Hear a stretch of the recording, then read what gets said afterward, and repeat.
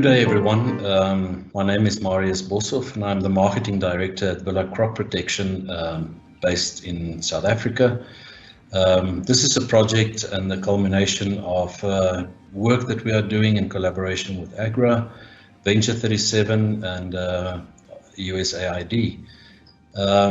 This is the first module of several in which we are developing distance learning modules.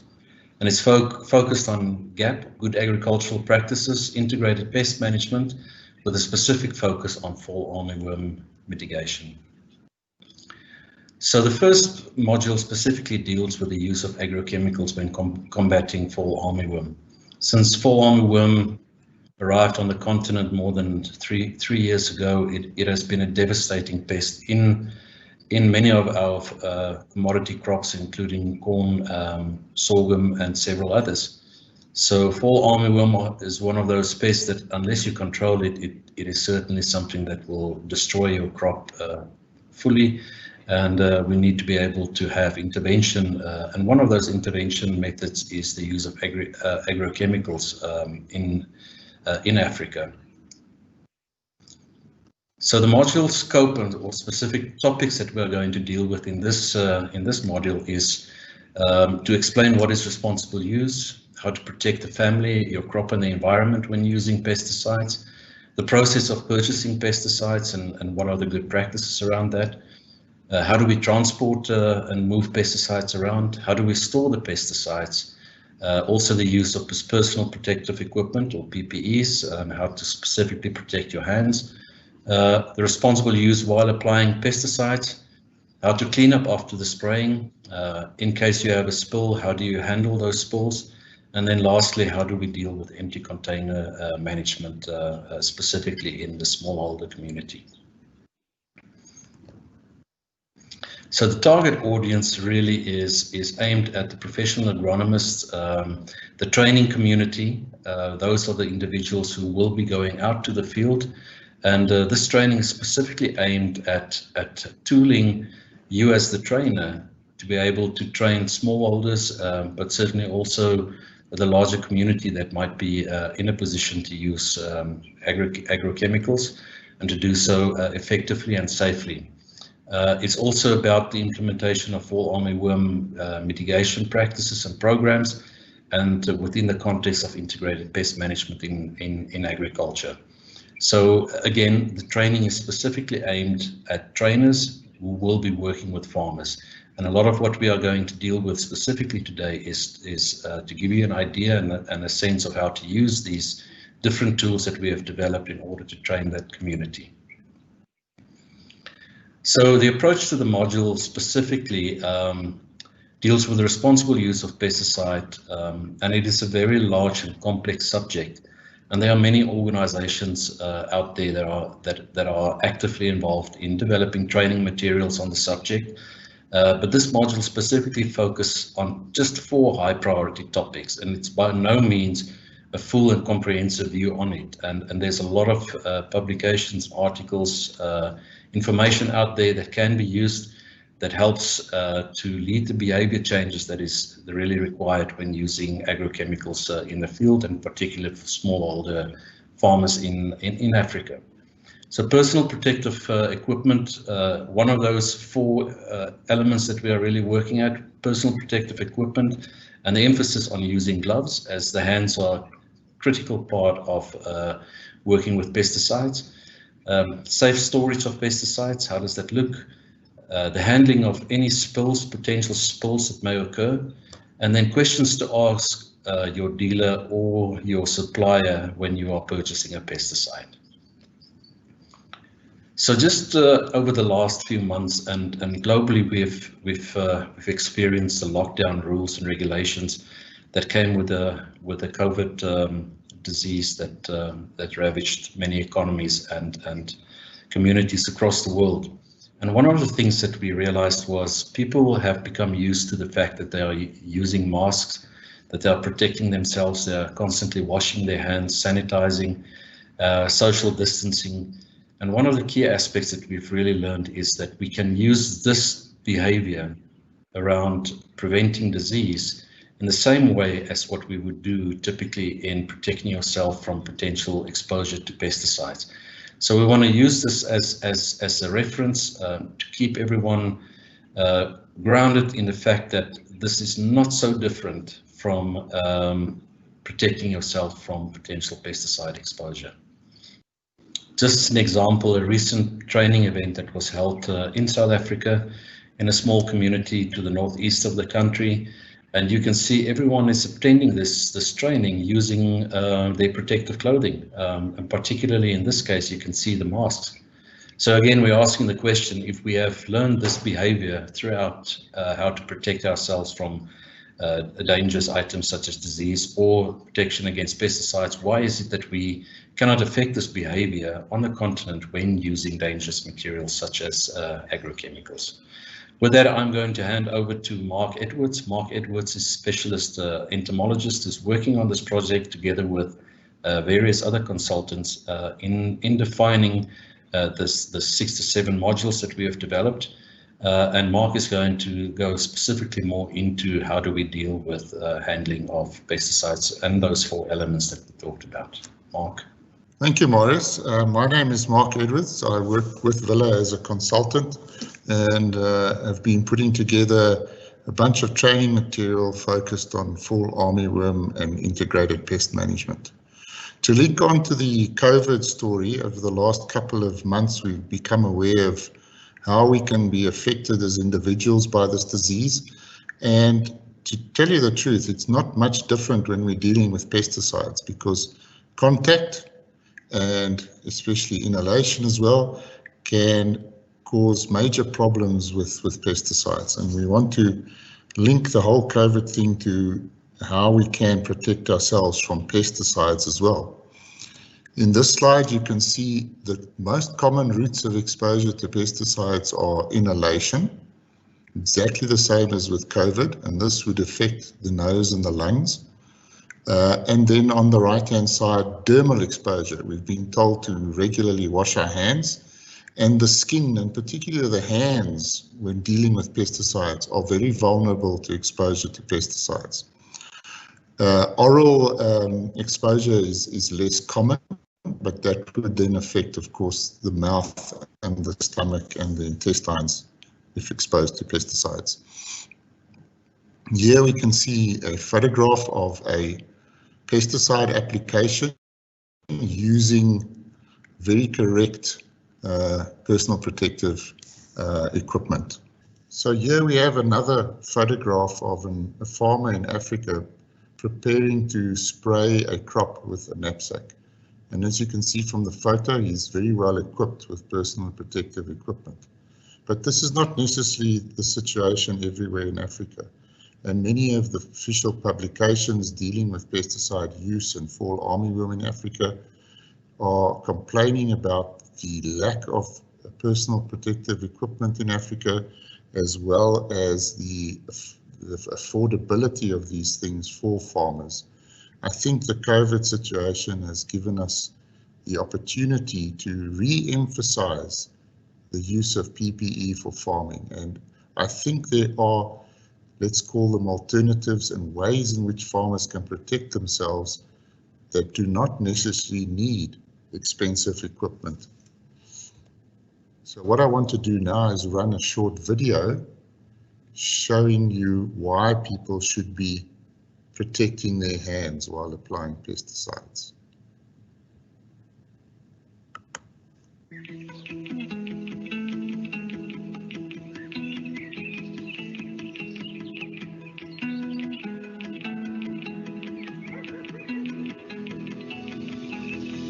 You know, I've really been having trouble with this maize crop. Fall armyworm has been wreaking havoc. I just don't know what to do anymore. I guess it's a good thing I came over, isn't it? You can protect your crop by using pesticides. Not only can they kill insects, they can hurt you too. Look.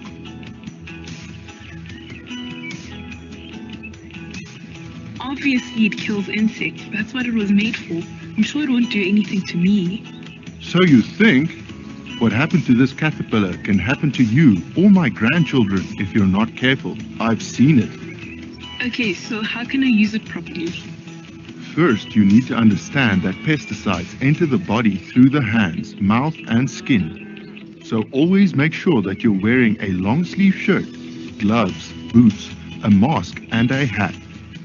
Gloves are actually the most important because your hands are the most exposed.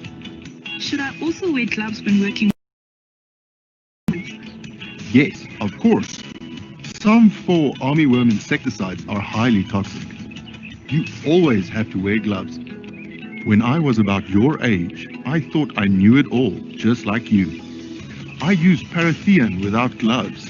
After I spilled it on myself, I got a headache, felt dizzy, weak, disorientated, nauseous, and I started shaking too.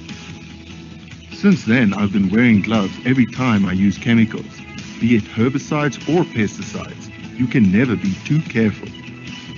Wow, I guess I should really keep myself protected, my hands especially.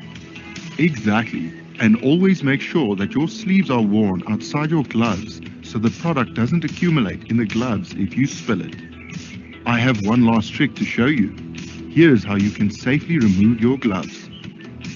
First, wash the outside of the gloves with soap and warm water. With one gloved hand, grasp the fingers of the other glove, slowly pulling the glove downward.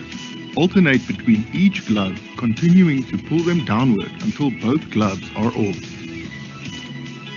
Grasp the gloves at the wrist and set on a clean surface. After that, wash your hands and put the dry gloves in a sealed bag or container away from pesticides or herbicides. If you don't have any reusable gloves, you can wear plastic bags over your hands and wear your sleeves over them. These have to be thrown away. You cannot reuse them. So there's definitely no excuse not to protect my hands. Yes, now let's take care of those caterpillars on your maize.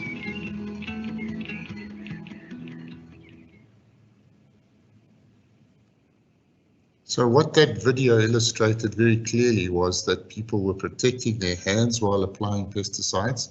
And you will have noticed the sort of link through to COVID with the use of masks as well. So I think this is something one can very definitely emphasize in any future training about using pesticides for fall armyworm. This is also a short video showing how one can use commonly available plastic bags to protect your hands while working with pesticides as well. So I think there are ways that we can teach farmers to protect themselves without the need for potentially expensive or unavailable PPE. So I'll just run this short video quickly showing how you could use these plastic bags as a type of glove. If no gloves are available or affordable, simple plastic bags can be worn, tucked into the sleeve, and used to protect from spillages.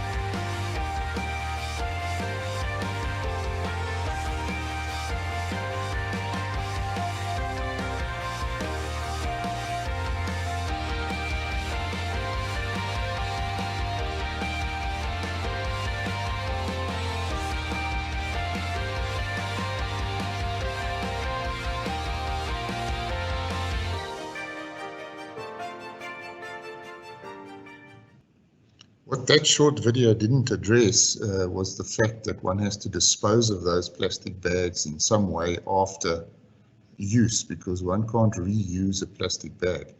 And I think this is where we as trainers should be entering into conversations with the people we're training, the farmers, and asking them how they think one should be disposing of these things. Why are we putting so much emphasis on hands? Well, most exposure to pesticides while handling pesticides actually occurs while one is measuring and mixing and adding the pesticide to a spray tank. And you'll see from this graph, and this is very old data from some of the agrochemical companies, most of the exposure takes place on the hands and arms during the mixing, measuring and adding to the spray tank part of using pesticides. Of course, other parts of the body can also be exposed, but these other forms of exposure are much less prevalent. This is a crop life pictogram just showing exactly how this type of thing happens, and this can happen very easily. And if one is not wearing gloves, one's skin is immediately exposed. Again, another graph, and again, this shows you the prevalence of the exposure to the hands and arms during this process, as I've described it, of measuring the pesticide, mixing it and loading it into the spray tank, whether the spray tank is a knapsack or some other form of application equipment. Again, some crop life pictograms showing the correct way to do this. You will notice that the use of gloves in these pictograms. This graph will show you that while one does the actual application, and the data here comes from using a knapsack sprayer and applying a pesticide to cotton that is 1 meter high. Here you will notice that most of the exposure occurs on the legs and feet, and one would expect that during an application. But the overwhelming amount of exposure always takes place during the mixing and the loading and the measuring process. The fact that your legs and arms your legs and feet are exposed during the application is one of the reasons why we also do not really recommend the application of pesticides by knapsack sprayer once the maize is much above 1 meter high, because this then becomes an issue for exposure to things like the head and torso as well. The question is often asked, what gloves are the best to use? And the answer to that is any type of glove is better than nothing. Even a plastic bag can protect your hands, and I'm sure that most people would have access to some sort of plastic bag and can actually use it. And I think people are now almost sensitized to this type of exposure with the whole COVID situation, and we should be encouraging them to think of pesticides in the same way as COVID. The second major topic we want to address in this module is the purchase of a pesticide and how one should do this. So what I want to do again is run a short video showing the purchasing process and how a farmer should be approaching that.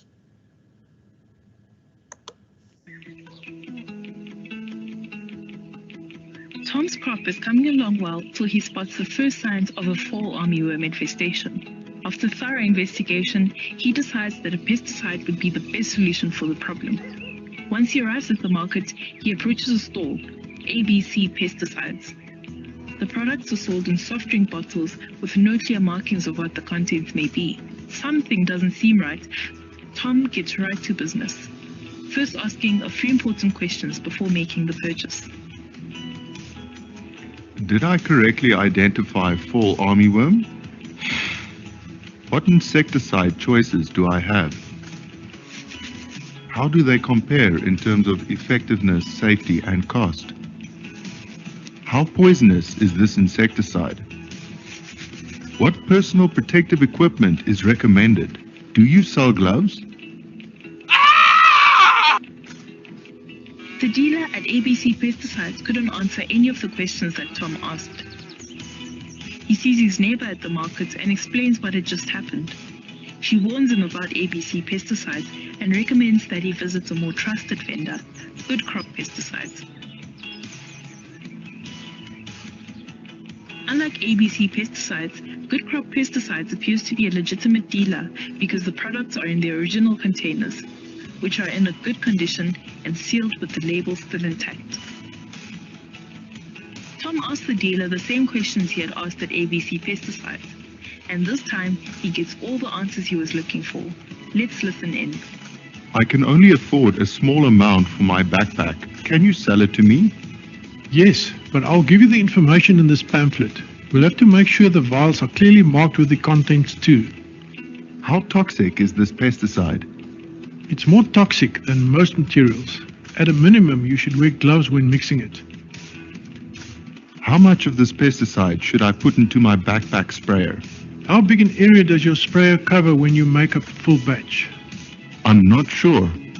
The new dealer helps Tom to pick the correct product and to calculate the quantity before making the purchase. Always purchase from legitimate dealers such as Good Crop Pesticides. This is how you can spot them. They answer all your questions and even ask questions too.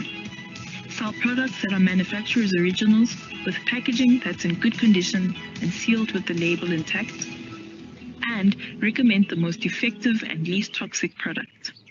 Now it's clear that ABC Pesticides was an illegitimate dealer. The products were sold in unlabeled beverage bottles. The dealer could not answer any of the questions about the pest and the insecticide.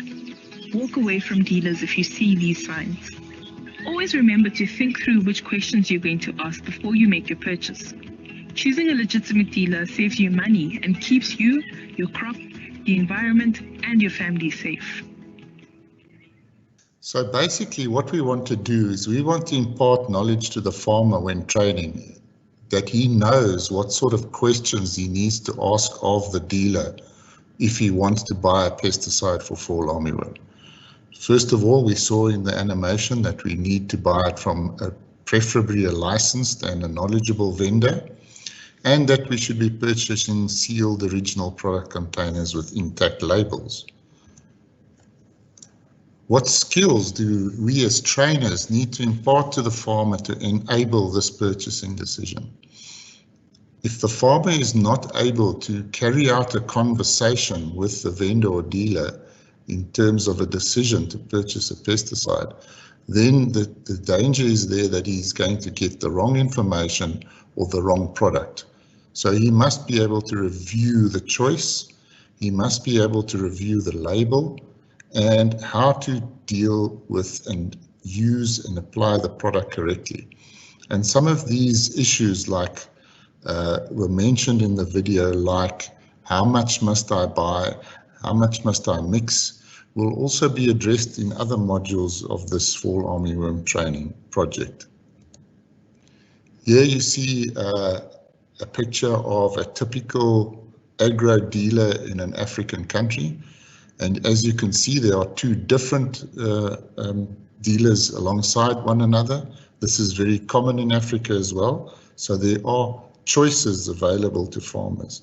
And we need to make sure that farmers can choose not only the pesticide and how to apply it and how to apply it safely, but also choose the vendor according to these criteria. This is just another picture of one of these pesticide dealers. Unfortunately, in Africa, pesticides are also often sold in these kind of markets and situations. And in these areas, these will often be decanted into smaller bottles and so on. And preferably, we do not want farmers purchasing pesticides in these type of situations. Here's another example of this. What you can see in this photograph is 6 pesticide vendors alongside one another, all selling pesticides to farmers and homeowners. What one has to be aware of in these type of situations as well is that sometimes fake or counterfeit products are also sold in these kind of situations. And this is something we also need to address with our farmers. So when purchasing a pesticide, if it looks like a beverage bottle, don't ever buy it. Don't take it home. It can be problematic. Do not buy them if the container is damaged, because then you are going to have spillage of some sort and exposure. Make sure there is a label for the pesticide and make sure you read the label. Okay, as we've seen in the videos and in some of the previous slides, purchasing a pesticide is about a discussion with the supplier or vendor. And there are a number of questions one can be asking of the supplier. You will have noticed in the second supplier, the vendor was also asking the farmer questions in terms of how much product he should be using and so on. So I think the whole process of purchasing a pesticide is once again a discussion between a farmer and a supplier. Of course, one should also, as a farmer, consult your extension officer if available for these questions. Do not purchase damaged pesticide containers, and make sure the vendor can explain the label and make sure you read the label of the pesticide. Here we have we have a typical pesticide vendor in Africa, and the question to ask farmers is, do they think that the fact that there's a child inside the shop is appropriate? And I'm sure most of the farmers will at this stage be able to answer that no, the child should probably not be there. Why? Children are inquisitive. That child will walk or crawl around in the pesticide store, potentially be exposed to pesticides, and shouldn't actually be in this vendor at all. Again, here's a typical agro dealer in an African country, and let's go have a look at what it looks like inside some of these agro dealers. So here we have 2 shelves of pesticides within the agro dealer you saw in the previous slide. And what do we see on the bottom shelf in the middle? We see pesticide in an original unopened container with a proper label. But all around it we see decanted pesticide in smaller bottles that are being sold to farmers. Here's just a more expansive view of that specific shop on the shelves, and everywhere when one can see decanted pesticides. Of course, there are also pesticides in the shop that are still in their original containers with the correct labels. The unfortunate reality in Africa is that most farmers cannot afford the type of pesticide that you see in the bigger, normally 1 liter or even more containers. And that packaging size is then also inappropriate for their farms. That's why we have these decanted pesticides, because in many cases, the little bottles you see there on the shelf that are encircled in red will be enough for a smallholder farm and will be enough in all likelihood for his knapsack sprayer for a specific pesticide. The danger is, of course, that because it's not correctly packaged and doesn't have a label, that the farmer then could use it incorrectly. Here's another pesticide dealer, and here you can see it appears as though all the products being sold in this dealer are still in their original packaging. Again, a shelf of a pesticide dealer where one sees various pesticides.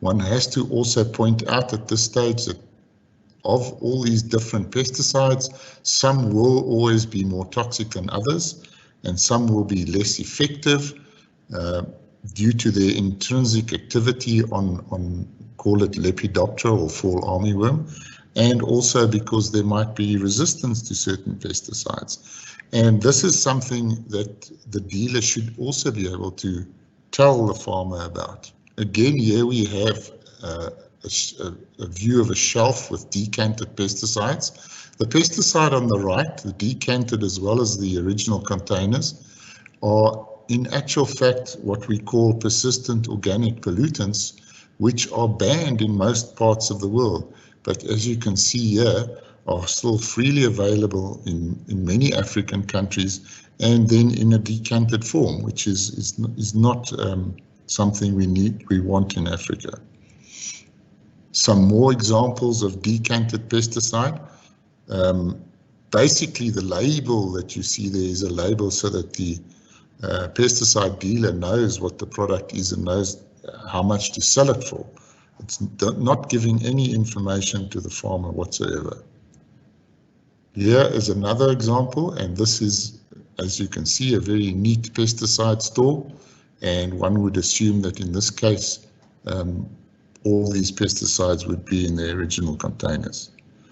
Important is to be able to discuss with the agro dealer what the product is, how much one needs, how toxic it is, and in many cases, many of these pesticide dealers, these agro dealers, will be able to answer these questions.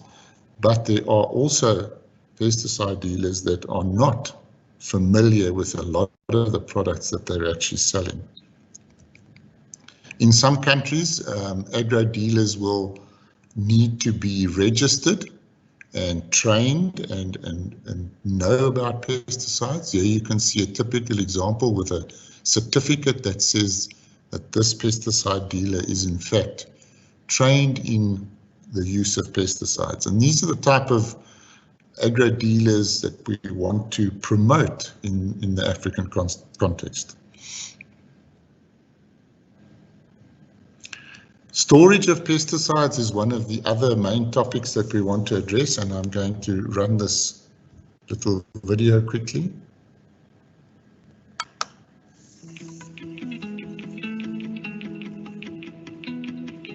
Hey, where did you get that? That's not for drinking, it's a pesticide.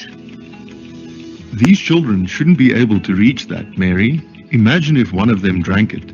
I wasn't sure how else to store it. How can I keep this from happening again? When it comes to storing pesticides, always think of SLAP. It stands for Safety, Location, Amount and Packaging. Alright, let's start with safety. What do I have to know? Safety means being able to contain and clean spills or leaks. You can do this by keeping a spill response kit close to where you store your pesticides. A spill response kit includes a shovel, bucket and gloves. Where would be the best place to store my pesticides? Good question. That actually brings us to the next letter, L for location. Never store pesticides in the same place that you store food and drinks. Keep them in a locked cabinet or locked box where children, pets and untrained people can't access them. Make sure they're off the floor but close to the ground with liquid materials at the bottom and dry materials at the top. Got it. What about A for amount? You need to buy enough pesticides needed for a single season to reduce the need for off-season storage. If possible, don't buy more than you need. That should save me lots of money too. Now onto the last letter, P for packaging. Store your pesticides in their original containers with the original labels intact. Pesticides decanted into bottles must be clearly marked. If you can't identify the contents of the container or tell how old they are, safely dispose of it. This is really easy to follow. I just wish I had known this before I got that scare earlier. Now that I've taught you everything, you won't go off with just a slap on the wrist if this happens again. So that short video tells us all the key messages about storage of pesticides. And one of the things that is key is keeping pesticides out of reach of children. Children are naturally inquisitive. They will investigate things like a beverage bottle and so on, and potentially become exposed to pesticides, even drink pesticides, which is very, very dangerous. Many people in Africa will store their pesticides in the home. This is not acceptable. We do not want pesticides stored near food and water and should be stored away from the house. It's possible to store pesticides in a cage or a cabinet or a locked box to make sure that it's locked, that children can't gain access to the pesticides. Don't store the pesticides in your home where you're sleeping and so on. And pesticides can also degrade over time. So one doesn't want to store pesticides outside where they're also in direct sunlight all the time. Vulnerable people and animals shouldn't have access to pesticides. And this little logo or pictogram will be found on most labels of pesticides, and all it shows is that they should be kept locked away.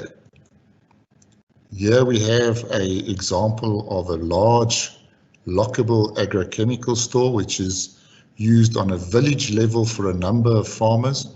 This is not always possible, but one can simply use a cabinet or a cupboard of some sort to store the pesticides and lock them away. Just another example of one of these. A simple lockable box is an easy way to store pesticides. And because we're talking with smallholder farmers, one doesn't need a very large storage space. It can be as simple as this smallish metal box, which can be locked properly so that people don't have access to the pesticides. Here we have a photograph of a pesticide storage facility, and what you can see here is what looks like some very old pesticides that are possibly expired and no longer effective, which should be disposed of correctly, which is something we will also talk about in other parts of the fall armyworm training material. And you can see various pesticides stored in various containers and bottles, including old beverage bottles, which is not an acceptable way of storing pesticides. What happens in this case is, let me just run the short video for you again.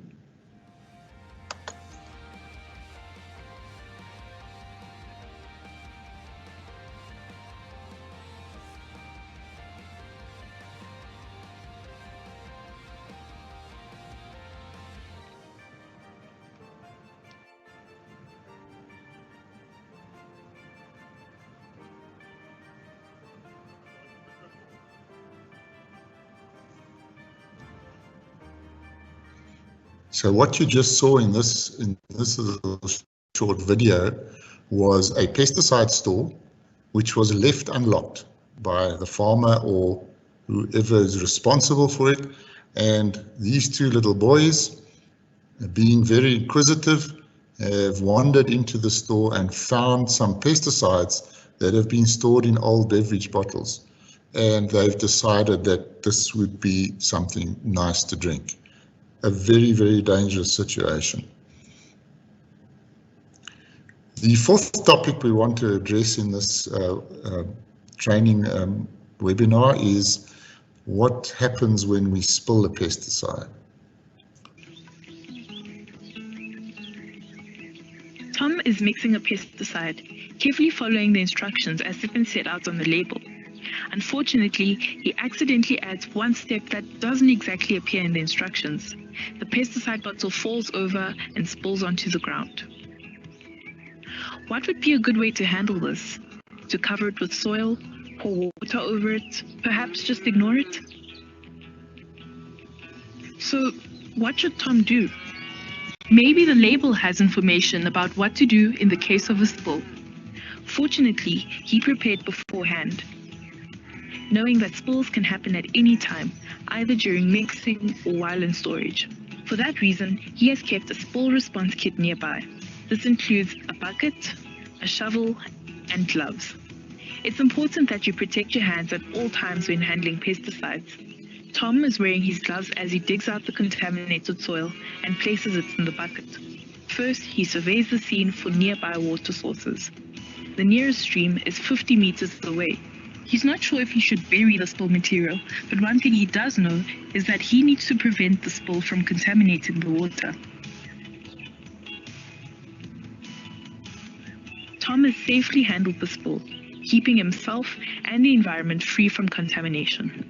Keep Tom's method in mind in case you come across a pesticide spill. Always keep yourself prepared beforehand. You'll never know when a spill can happen. Keep your hands protected. Exposed hands can lead to contamination. Protect the environment. Bury spill material 50 meters away from water sources or apply it to your crop. What other ways do you think you could handle a spill? So that short video has basically addressed most of the issues around pesticide spills. No matter how carefully one works, one always has the potential for a pesticide spill during the usage. These can occur while transporting pesticides within a storage facility, but most often do take place when mixing pesticides for use and in the field while applying pesticides. So if we have a spillage during transport, again, the same thing as we spoke about earlier in terms of storage occurs. One must make sure people keep away. One must make sure children and animals can't get access to the spilt material in any way. When one is actually transporting pesticides, one must make sure that whatever medium you use to transport is suitable for the job. Many farmers will potentially transport their newly purchased pesticide on a bicycle maybe, and one must make sure, even on a bicycle, that the bicycle is in good working condition and that the pesticide is safely stored. One should fasten it in some way, whether it's in a vehicle, whether it's on a bicycle, or even some people will be carrying them in a backpack. So make sure they're not going to spill in that situation. One must remove the spilled material from wherever it's spilled during transport. And one thing one must remember in terms of this, even when we're talking about application of pesticide or pesticide spills or storage or purchasing pesticide, one never eats and one never smokes during any of these situations, but even more importantly, during a spill situation. One must always wear gloves when working in a spill environment because it's very easy to contaminate the skin in that situation. The material removed from the vehicle or the other transport method must be placed in a container of some sort that can later be disposed of correctly. As indicated in the earlier video, one should have the tools available for handling a spill. And what you see here is a proper spill response kit, which has been put together for a pesticide storage area. So we have drums in which to place the toxic waste. We have some absorbent material, which can be soil or things like sawdust. We have a spade and a broom there, and some more sandbags for absorbing spilt material. One thing one should never do in handling a pesticide spill is use water to try and clear up the spill.